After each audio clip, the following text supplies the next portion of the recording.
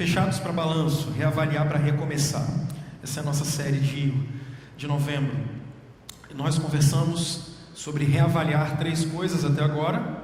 Começamos conversando sobre reavaliar as nossas convicções, sobre reavaliar a nossa vocação e conversamos sobre reavaliar na última semana os nossos relacionamentos. Hoje nós vamos conversar sobre reavaliar para recomeçar a nossa agenda.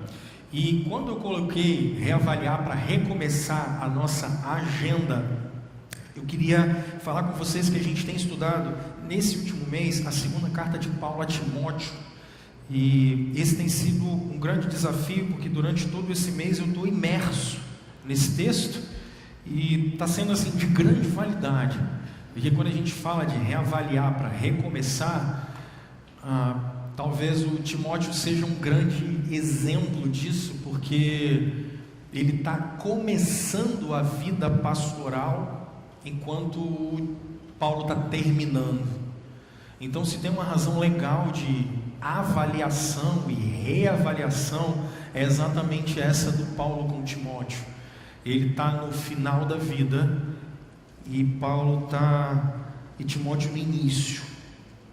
Então vamos a 2 Timóteo, no capítulo 4.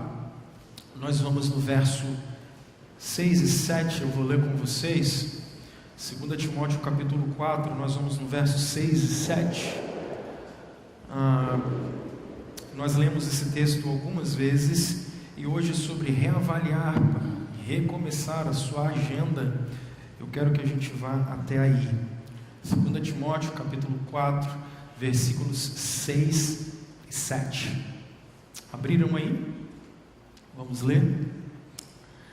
Eu já estou sendo derramado como uma oferta de bebida. Em algumas versões, especialmente a revista e atualizada, está como uma oferta de libação. Ele diz: está próximo o tempo da minha partida. Combati um bom combate. Completei a carreira. Guardei a fé. Vamos orar?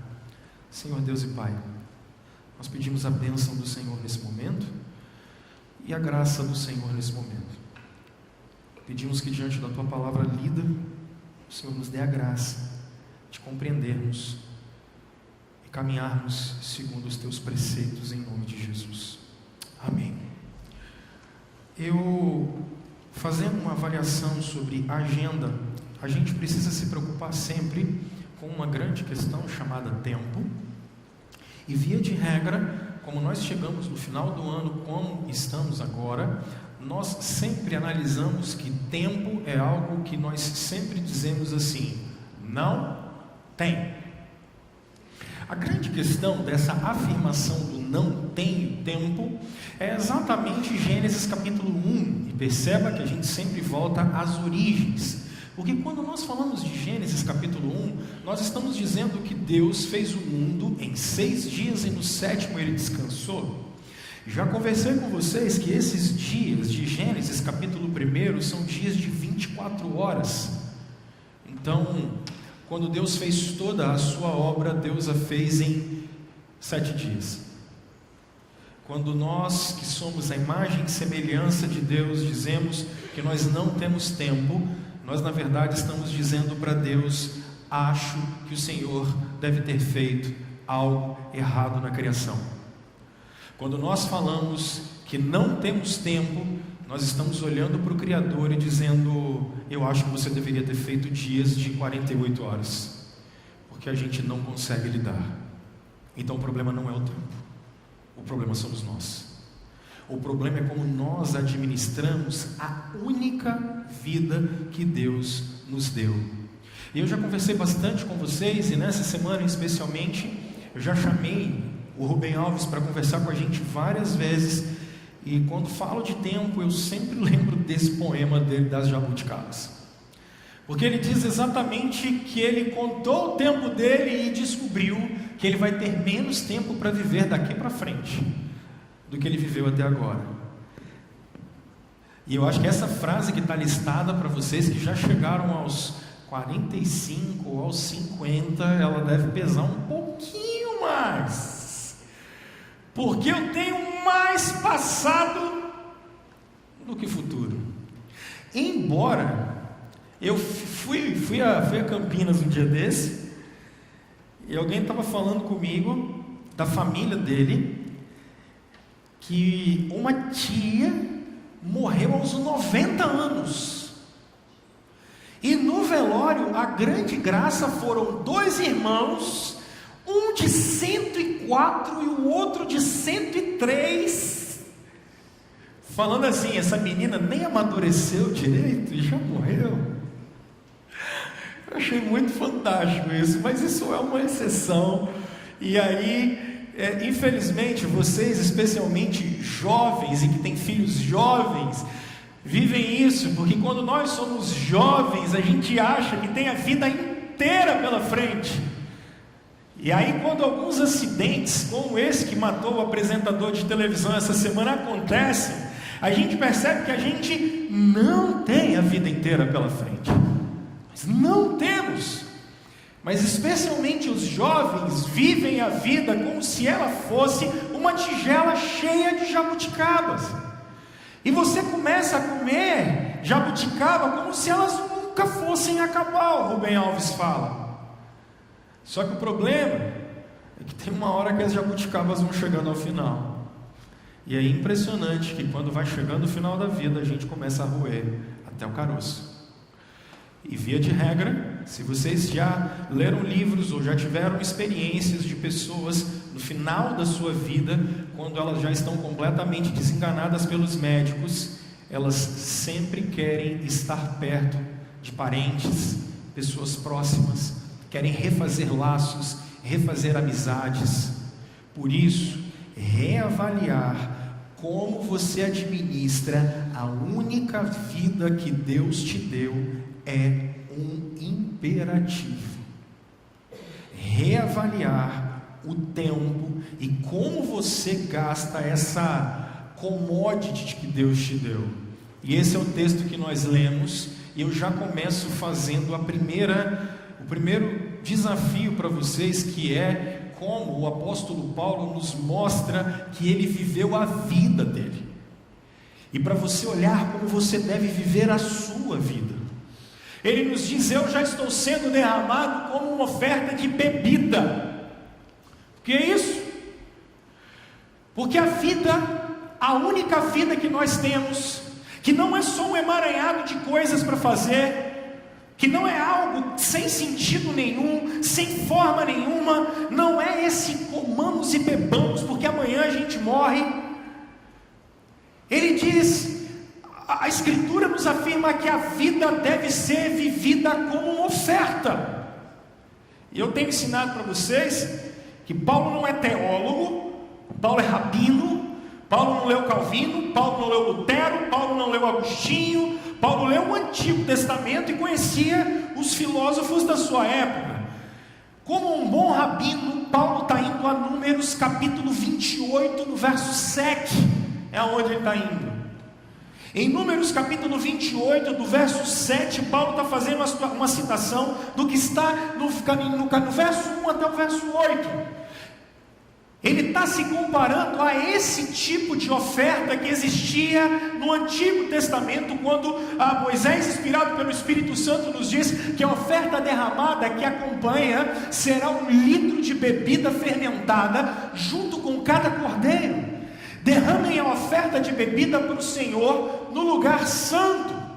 Então, para ficar mais fácil para você, eu trouxe o templo de Jerusalém para você poder entender. Esse aqui é o templo, que não é do Macedo, é o templo de verdade, porque aquele é uma réplica barata não, né? Que deve ter sido caro para caramba aquilo. E se for visitar aquele negócio, deve ser caro para encardir. Se você for estudar Números capítulo 28, do verso 1 a 8, você vai perceber que isso aqui, eu botei a planta baixa dele aqui. É planta baixa que fala? É, né? Então tá bom. Então vamos lá. O povo fica aqui na frente. E você entra, e a primeira coisa que você faz é um altar do holocausto. O holocausto é um altar onde o cordeiro é sacrificado. O texto de Números capítulo 28 nos diz que um cordeiro deveria ser morto pela manhã, e um cordeiro deveria ser morto no final do dia. Esse cordeiro de manhã deveria ser sacrificado aqui. Aqui o sacerdote era lavado no lavatório e ele entrava no santo lugar. E o que havia no santo lugar? Havia os pães, havia um candelabro e havia um lugar que era um altar do incenso. Matava-se o cordeiro aqui de manhã, lavava-se aqui, e aqui a gente pegava um pouco de vinho e derramava no chão. O que é que Paulo está dizendo? Paulo está dizendo que ele é esse vinho que é derramado aqui. Rômulo, que bonito! E o que significa isso? Isso que é o mais legal. E a escritura é bonita por isso. Por que que um cordeiro precisa ser morto de manhã e um cordeiro precisa ser morto à tarde? E por que um vinho, símbolo da alegria, símbolo da felicidade, símbolo que a ira de Deus não está mais sobre nós? O que é que isso significa? Olha para cá. Quando João Batista viu Jesus, o que ele disse? Eis o cordeiro de Deus que tira o pecado do mundo. Quantas vezes Jesus morreu por nós? Uma. O que a lei dizia? O cordeiro deveria ser morto todos os dias, para que o pecado do povo de Israel fosse perdoado todos os dias. Mas um cordeiro deveria ser morto de manhã e um cordeiro deveria ser morto à tarde, porque o ofertante estava mostrando que todo o seu dia era consagrado a Deus. E aí agora, com o seu dia consagrado a Deus, ele pegava uma taça de vinho cheia da alegria, cheia da felicidade, e diante dos pães, porque nosso Senhor Jesus disse que Ele é o pão da vida, diante do candelabro iluminado, porque nosso Senhor Jesus disse que Ele era a luz do mundo, e diante do incenso, que significava as orações que chegavam aos céus. E Jesus nos diz, e Paulo nos diz que Jesus é o único que leva as nossas orações. O ofertante diz: eu estou entregando a minha vida a serviço ao Senhor. Ela é sua, ela é para você. A minha vida não é minha, ela é sua. É isso que o povo de Israel fazia todos os dias. E agora o apóstolo Paulo está dizendo: uma vez que Jesus veio, uma vez que Ele é a oferta pelo pecado, Ele é o pão da vida, Ele é a luz do mundo, Ele leva as nossas orações a Deus, só me resta uma coisa: viver uma vida consagrada ao Senhor. Paulo está dizendo: o que eu faço todos os dias? Eu vivo uma vida inteira consagrada a Deus. A minha vida está sendo entregue como uma oferta consagrada ao Senhor. Quer bater foto? Bate logo aí, que eu já botei aqui, ó. É isso. Gente, isso é bonito demais. Quando Jesus derrama o cálice, diz: esse é o cálice da nova aliança. Ele está dizendo que vocês podem viver vidas completamente consagradas para Ele. O problema está aqui. O problema está na tríade do caos. Porque a gente aprendeu a viver uma vida completamente secularizada. Por secularismo, não estou falando de 100 anos.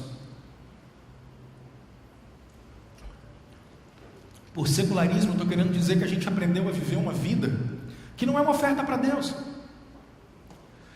A gente aprendeu a viver uma vida que é completamente autônoma. Secularismo é o homem olhando para Deus e dizendo: nós construímos os nossos valores, nós construímos a nossa maneira de viver. Nós queremos viver nesse sistema fechado, em que a gente educa filhos, em que a gente ganha dinheiro, em que a gente sabe tudo o que a gente vai fazer. O secularismo é a tentativa do homem construir um mundo à sua imagem e semelhança. E o problema é que o secularismo transformou tudo em matéria. Então todos os dias a gente só trabalha para ganhar dinheiro.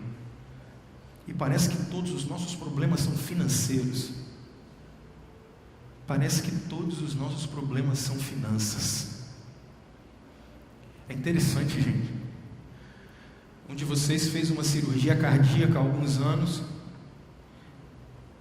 e falou para mim, eu achei isso muito engraçado quando fui visitar no hospital, que um cara do lado dele, 30 e poucos anos, já tinha tido um infarto, esperando o cateterismo.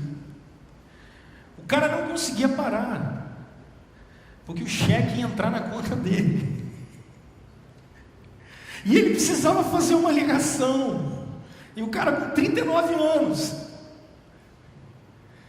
Porque o secularismo e a autonomia fizeram a gente transformar tudo em dinheiro. A gente educa filho para ganhar dinheiro.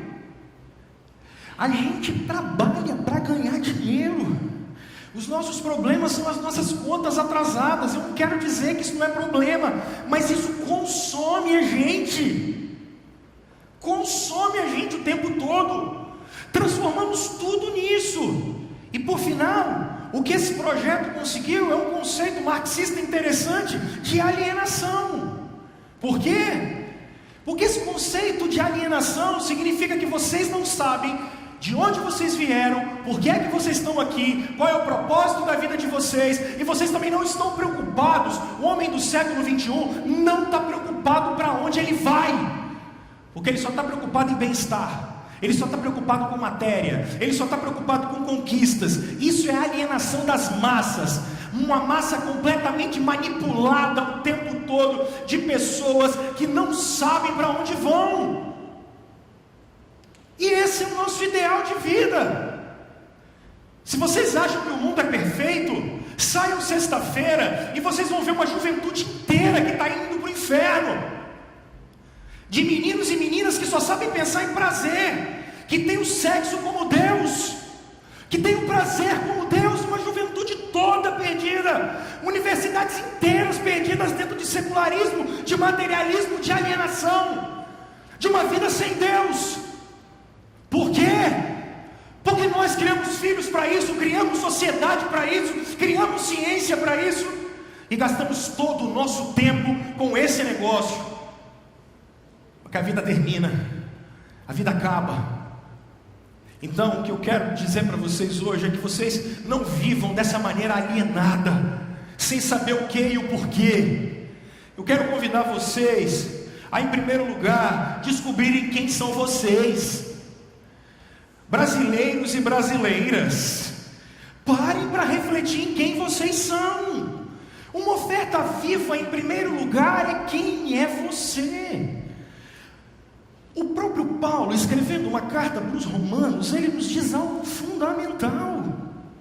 No verso 3, e você precisa decorar esse versículo, porque Paulo diz assim: por isso, pela graça que me foi dada, digo a todos vocês, ninguém tenha de si mesmo um conceito mais elevado do que deve ter, mas ao contrário, tenha um conceito equilibrado, de acordo com a medida da fé que Deus concedeu para cada um de vocês. Deus não fez ninguém igual, e a missão de ninguém é igual. Você precisa conhecer seus dons e talentos. Você precisa conhecer suas capacidades. Porque naquilo que você entende que Deus te deu de capacidade, você precisa usar isso para promover o nome dEle aonde você estiver, com o que você estiver fazendo. E aquilo que você não for bom para fazer, você vai pedir ajuda e socorro para fazer. Autoconhecimento é necessário. E eu não estou falando autoconhecimento de autoajuda. Joga esses livros, bota fogo nisso tudo, que isso não presta. Isso é lixo. Autoconhecimento é compreender que eu, como uma criatura divina no sentido de que fui criado por Deus, eu não sou Deus, mas eu fui criado por Deus com dons e talentos, porque Ele me quer para exercer a missão dEle. Por isso eu tenho falado que você precisa ver o seu momento e a sua fase da vida. Anota, pelo amor de Deus, por favor, anota. Número 1, como é que eu vou entender a minha fase de vida? Primeiro, viva ciclos. Viva ciclos. Viva ciclos. Eu tenho vivido ciclos de 5 anos. Eu aprendi que com os dons que eu tenho, com os talentos que eu tenho, eu preciso viver ciclos de 5 anos. Conheço algumas pessoas que vivem ciclos de 10 anos. Talvez você esteja numa fase da vida de viver ciclos de 3 anos, 7 anos. Analise ciclos, porque anota, eu estou falando, você vai esquecer e vai se perder, e aí depois o que vai acontecer com você, você vai estar perdido falando que não tem tempo, porque não tem propósito. Anota isso. Como calcular seus ciclos? Primeiro, seu físico. Não adianta. Quando eu casei, essa mulher abençoada que está aqui, eu tinha esbelto 71 quilos. Estou com 85 hoje. Amanhã faz 13 anos de casado, 14. O tempo passou. Físico. Eu tinha 22 anos. Estou caminhando para 36. Eu tenho que analisar que coisas que eu fazia com 22 eu não faço com 36. Eu tenho que olhar isso. Você tem que olhar isso. Físico. Tem coisas que não vai. Tem hora que você vai abaixar, arranja o joelho mesmo. Você tem que analisar.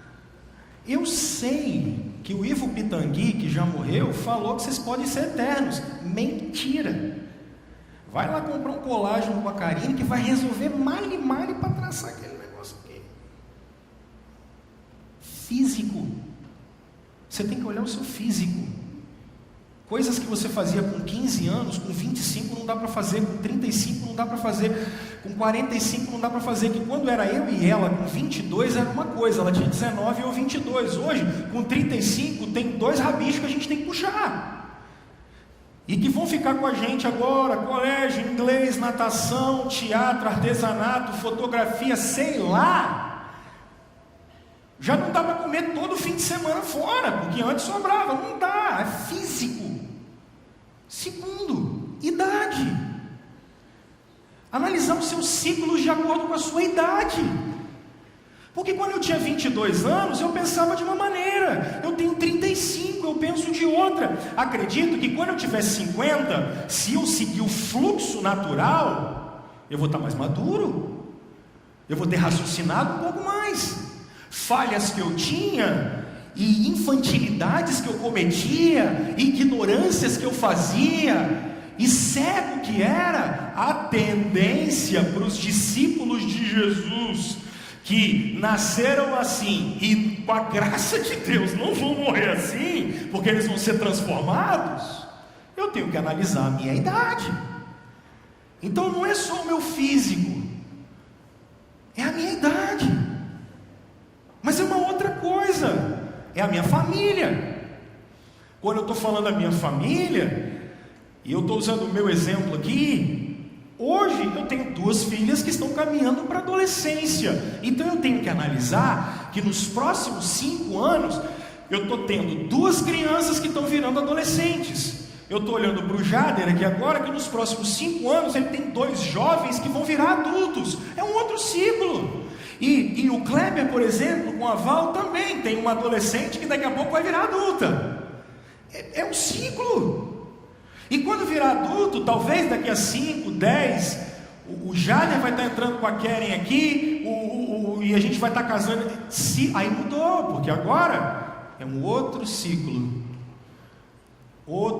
A gente tem que analisar isso.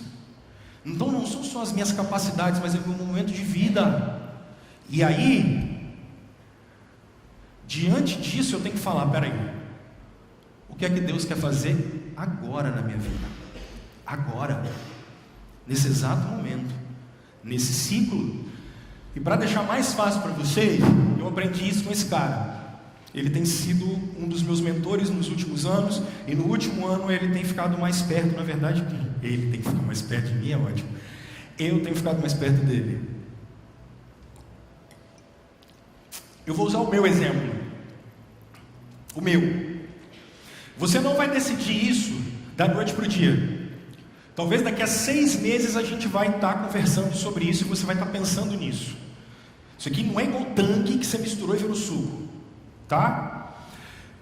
Eu entender o meu momento de vida define a minha missão. E aí, o que eu faço e o que Deus mandou eu fazer? A primeira pergunta sobre todas as suas atividades é por quê? E é isso. Por que eu faço essas coisas e eu me dedico a essas coisas? Porque quando eu esqueço do porquê, tudo pesa. Quer ver? Quando você entrou naquele emprego, primeira vez, entrei nesse emprego, o que acontecia? Nossa, é ótimo, maravilhoso, mas porque os boletos estavam chegando, pintou aquela oportunidade, você gostava daquilo. Aí você começou, trabalhou 1 mês, 2, 3, quando deu 1 ano, meu irmão, que você estava naquele negócio, você já esqueceu o porquê há muito tempo. Porque assim, quando você está desempregado, o que você fala? Deus abre uma porta, Deus abre uma porta. Aí o irmão vem na reunião de oração, a gente ora, ele pede oração em grupo de WhatsApp, bota lá, o Senhor é o Deus da gente, e não vai faltar o pão na boca do seu povo. Aí ele arrumou o trabalho. Meu irmão, 6 meses depois ele já esqueceu até a oração. Ele está falando, meu chefe não vale nada. Aquilo, esqueceu o porquê, cara. Quando você esquece o porquê você casou, tua mulher é um fardo, teu marido é um fardo. Quando você esquece o porquê que você escolheu ter filhos, ou Deus te deu a graça de ter filhos, seus filhos viram peso. Se eu achar que eu sou e tenho a obrigação de estar aqui semanalmente pregando para vocês, e se eu cair no conto do vigário, que eu tenho que te agradar toda semana, isso aqui vai virar um peso para mim. Quando eu esqueço o porquê, vira peso. E a vida não é para ser pesada, porque o peso foi levado na cruz. Oferta viva, prazer. Então, diante disso, eu defini, por exemplo, Rômulo, as minhas prioridades. E nos próximos 5 anos, e eu já comecei esse ano, você vai me ver fazendo especialmente essas 3 coisas. E eu quero, com a graça de Deus, me focar nisso. Só que se eu perguntar para você, o que é isso aqui? Aí todos vocês vão dizer, isso é um triângulo, né, pastor? Eu vou falar, não é um triângulo. Isso são 3 retas. Porque o que sustenta um triângulo são os ângulos. Eu não vou conseguir fazer nenhuma dessas atividades. Eu não vou conseguir ser uma oferta agradável para Deus se eu não for sustentado. E esse é o meu caso. Eu quero que você pense no seu. Primeiro, se eu não olhar meu corpo. Vocês já viram como é que eu vou de um lado para o outro? Eu vou ter que envelhecer. Eu estou vendo quando eu tiver uns 80 e eu vou ficar preso aqui, que eu não vou conseguir mais andar. Eu tenho que cuidar do meu corpo. Não tem jeito. Porque do jeito que eu corro de um lado para o outro, daqui a pouco eu estou assim. Vou ter que cuidar do meu físico, da minha cabeça. Tem que correr atrás de criança, até agora.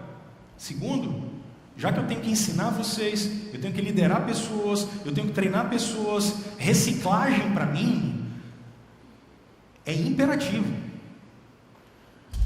Eu ouço podcast, eu vejo pregação, eu viajo, eu vou ver o que Deus está fazendo no mundo, porque eu tenho que trazer para vocês, eu só tenho esse tempo com vocês. Então isso para mim é um imperativo. E por fim, se eu não tiver tempo com Deus, o que eu falo com vocês? Isso eu estou falando do meu. Agora, qual é o exercício que eu quero que você faça para casa? Eu quero que você pense, e esse é o problema do brasileiro. Alguns de vocês olham para isso e falam assim, caraca, isso dá trabalho demais.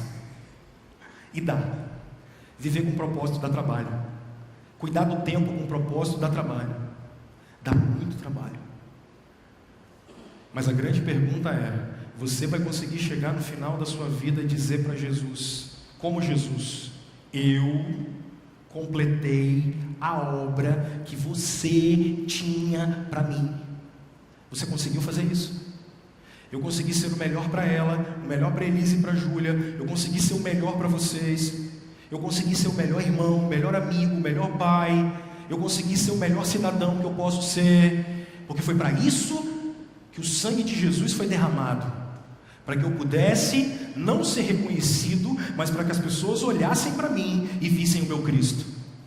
Para que elas olhassem para mim e vissem que o sangue dele foi derramado para que eu fosse reconectado com o Deus Criador, e a partir dali eu ter uma vida com ele.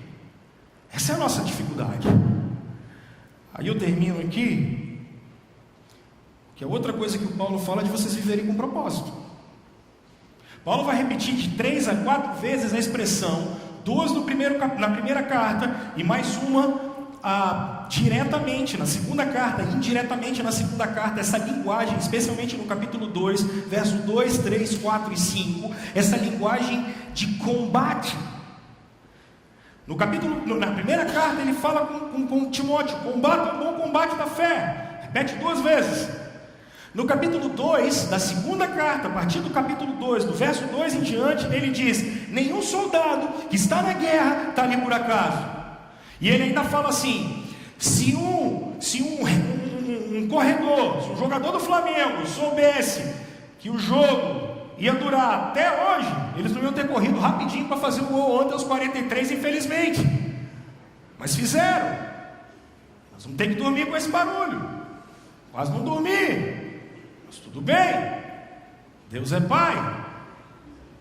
E Jesus estava na cruz de Malta, lembra-se disso?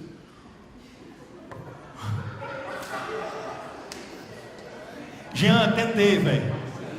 Mas tá osso. Tá ruim. Tá difícil.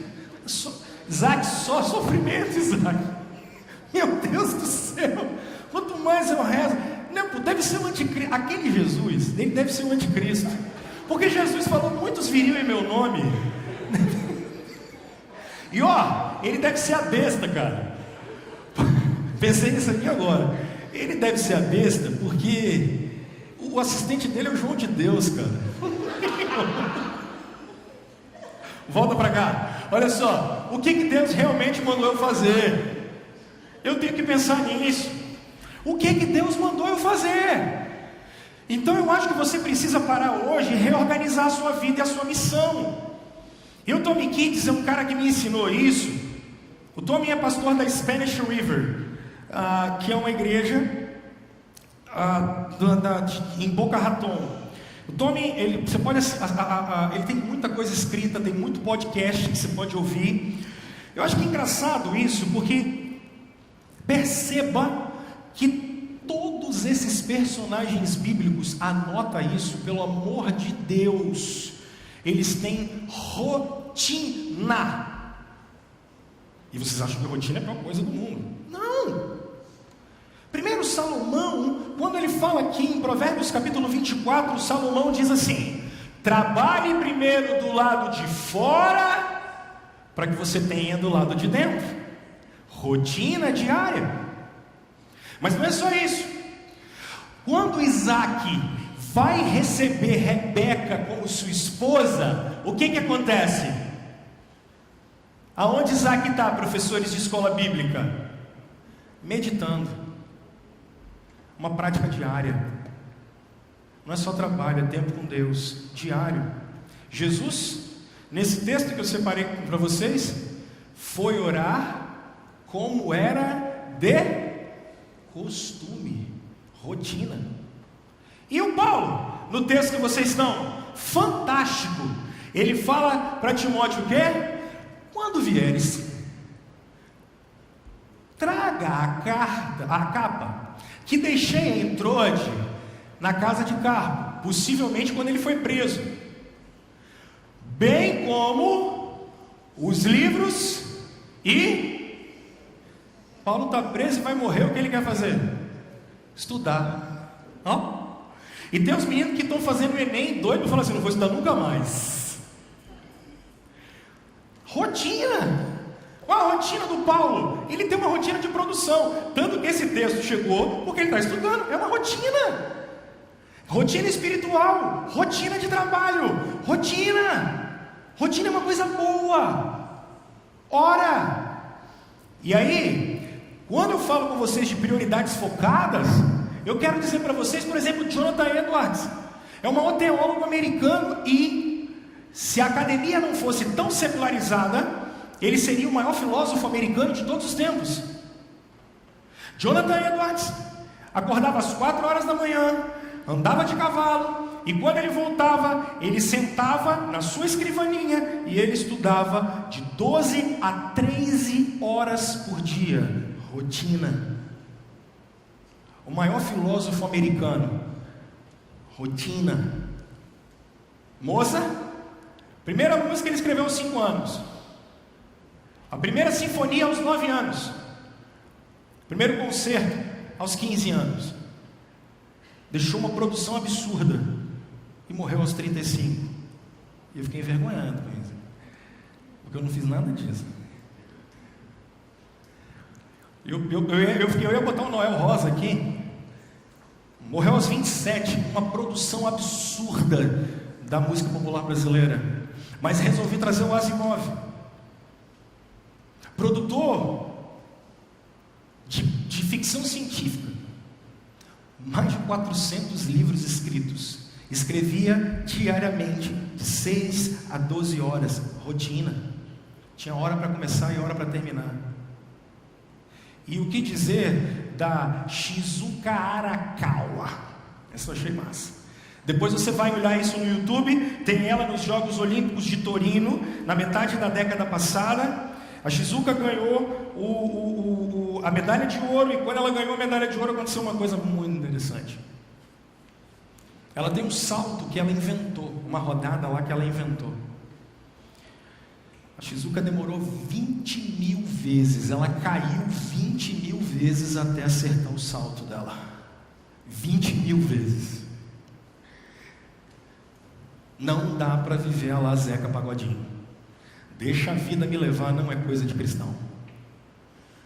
2020 não pode entrar com você acordando meio-dia todos os dias, a menos que você trabalhe por escala, e deixar a vida de te levar. Isso é pecado. Isso é pecado. Deixar o tempo passar e não usar a única vida que Deus te deu para ser uma oferta de bebida é pecado. E precisa de mudança. E precisa de arrependimento. Aí, eu trouxe para vocês a matriz do Eisenhower. Entre importância e urgência. Anota, pelo amor de Deus. Só para eu adiantar aqui, vocês querem almoçar e eu também. O que é mais urgente e importante, faz agora. Não deixa para depois. É urgente, faz agora. Agora, se é urgente, mas não é importante, brasileiros, aprendam a dizer não. Delegue.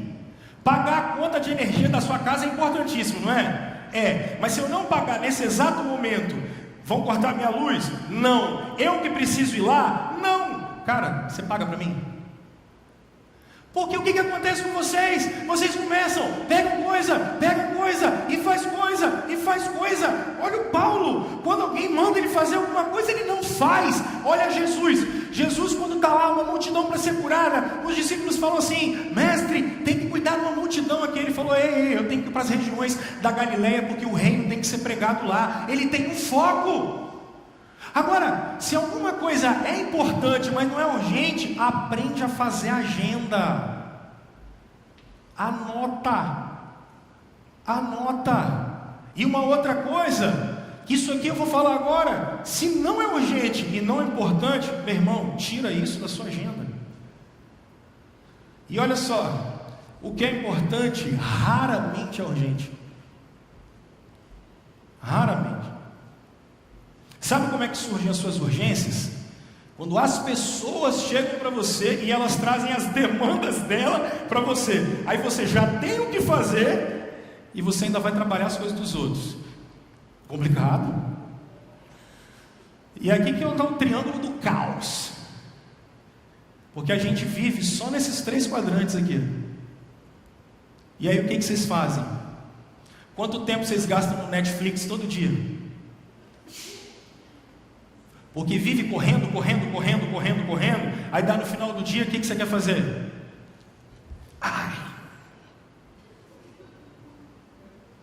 Aí chama alguém de lá, aí dá aquela raiva lá dentro da cabeça, não é? Não consigo nem ficar quieto.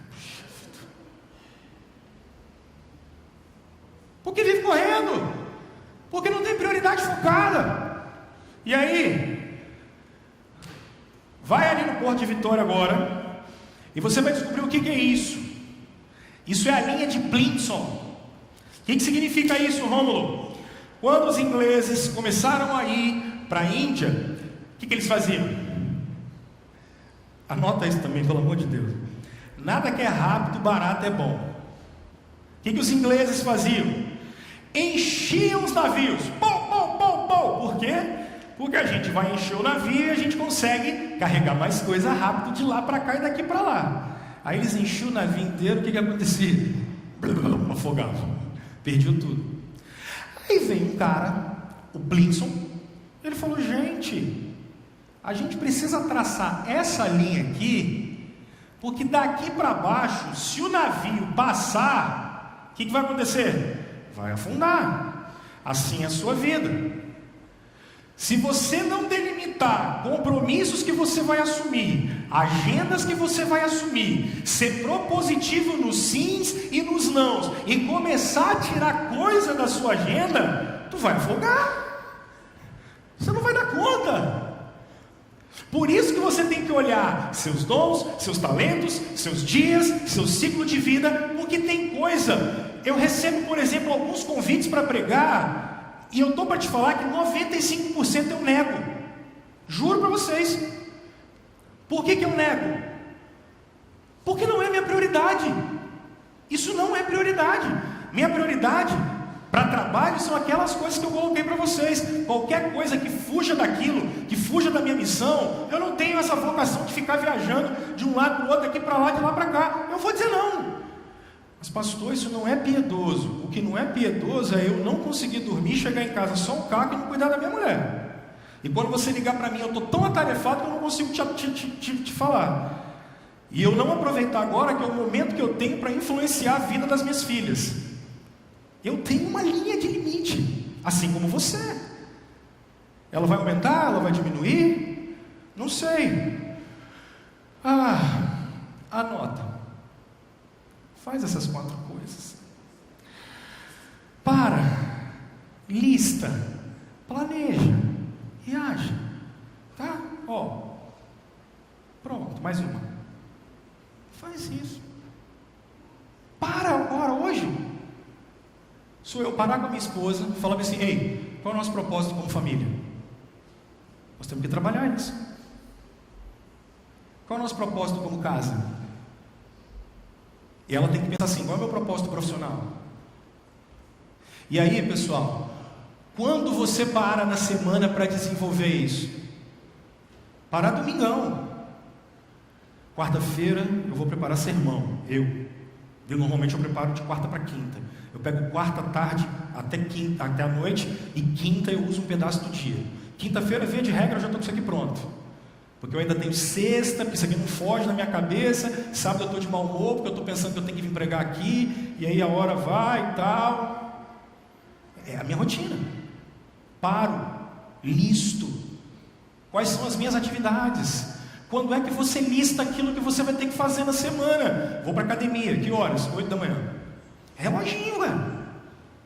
Vou voltar, mas aí eu vou ficar muito programado. Tudo bem, aí você pega com a sua linha de Blinson e você morre afogado. Não dá.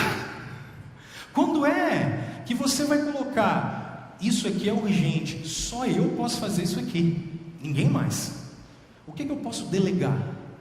O que eu posso jogar para frente? Ou, isso aqui eu vou abandonar. Você vai ter que parar e fazer esse exercício. E por fim, faça. Faça. A gente só tem essa carta que está na mão de vocês porque um cara foi disciplinado. Cabo. O que você leva para casa? para você praticar. Quero 4 coisas para você fazer. Primeiro, o que é que eu faço bem? Se conhecer.